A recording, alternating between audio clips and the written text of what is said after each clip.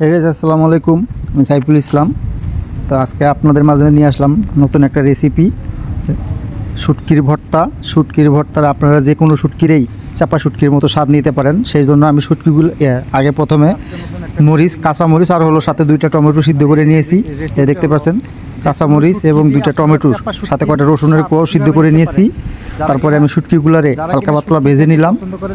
হালকা পাতলা ভেজে নিতেছি শুটকিগুলারে, মানে হালকা করে। এই শুটকিগুলোতে যেহেতু আঁশ আছে তাই হালকা করে ভেজে নিলে আঁশটা এমনি পড়ে যাবে। শুটকিগুলো আঁশটা শুটকিগুলো ভেজে নিতেছি আমি। ভেজে নেওয়ার পরে শুটকিগুলোতে আমি এখন একটু ধুয়ে নিব। একটু পানিতে চুবাইলে এই আঁশগুলো এমনি পড়ে যাবে, বেশি ডলাডলি করতে হবে না। শুটকিগুলো আমার ধোয়া হয়ে গেছে, দেন চকচক করতেছে একদম ধোয়ার পরে। তো এইভাবে আপনারা চাইলে যে কোনো শুটকিরে চাপা শুটকির মতো স্বাদ বানাইতে পারেন। কারণ চাপা শুটকি যেমন সবার প্রিয়, অনেক মানুষ চাপা শুটকি খাইতে পছন্দ করে। এই শুটকিটারও ঠিক চাপা শুটকির মতো একটা ফ্লেভার চলে আসবে এভাবে ভর্তা করলে। আমি এখন এই মরিচ এবং টমেটোগুলোরে 2টা টমেটো আর যে মরিচগুলো সিদ্ধ এগুলো আমি ব্লেন্ড করে নিব। আপনারা চাইলে পাটাই বাইটেও নিতে পারেন। আমি এটা যে ব্লেন্ডারে ব্লেন্ড করে নিব, কারণ আমি যেহেতু প্রবাসে থাকি, আমার এখানে পাটা নেই, তাই আমি এটা ব্লেন্ড করে নিব। আপনারা ব্লেন্ড করেও নিতে পারেন, চাইলে পাটাতেও বেটে নিতে পারেন। তো আমি ব্লেন্ড করে নিলাম, নিয়ে এবার একটা প্যান বসিয়ে দিয়েছি চুলাতে। এই প্যানের ভিতরে প্যানটা গরম হলে আমি এখানে দিয়ে দিব সরিষার তেল। তো এই প্যানটা গরম হতে দিছি আমি। প্যানটা গরম হয়ে গেলে এখানে দিয়ে দিব পরিমাণ মতো সরিষার তেল।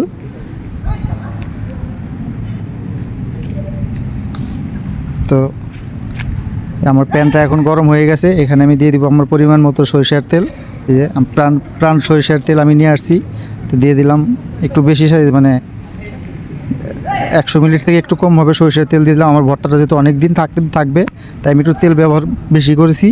তো সাথে দিয়ে দিলাম আমি 2টা পেঁয়াজ কেটে রাখছিলাম, 2টা পেঁয়াজ দিয়ে দিলাম। মাঝারি সাইজে 2টা পেঁয়াজ কেটে রাখছিলাম, এর সাথে 2টা পেঁয়াজ দিয়ে দিলাম। সরিষার তেলের ভিতরে পেঁয়াজগুলো একটু লাড়াচাড়া করে পেঁয়াজটা যখন একটু বেরেস্তা টাইপের মতো চলে আসবে, তারপরে আমি লবণ দিয়ে দিলাম। লবণ দিয়ে দিছি, তারপরে দিয়ে দিব একটু হলুদ। এবার একটু হলুদ দিয়ে দিলাম।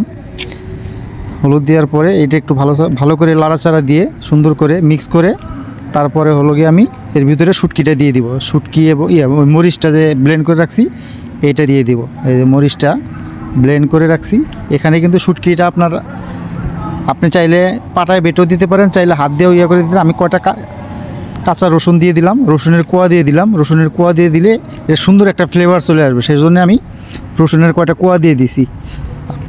তো এই যে আমার শুটকি ভর্তা দেখেন এখন এরকম চলে আসছে। তখন আমি একটা ফ্রাই প্যানে দিয়েছিলাম, ওটার ভিতরে লাড়তে পারতেছিলাম না, তো আমি পরিবর্তন করে কড়াই দিয়ে দিছি। এখন দেখেন আমার শুটকি ভর্তার আস্তে আস্তে পানিটা টাইনে আসতেছে। পানিটা টাইনা যখন একদম ভর্তার মতো আঠালো হয়ে যাবে তখন আমি এটা বাটিতে উঠে নেব। এই যে বাটিতে উঠে নিয়েছি, আমার ভর্তাটা এখন দেখতে এরকম হয়েছে। এভাবে আপনারা চাইলে যে কোনো শুটকিরে এভাবে ভর্তা করে চাপা শুটকির মতো ফ্লেভার নিয়ে আসতে পারেন।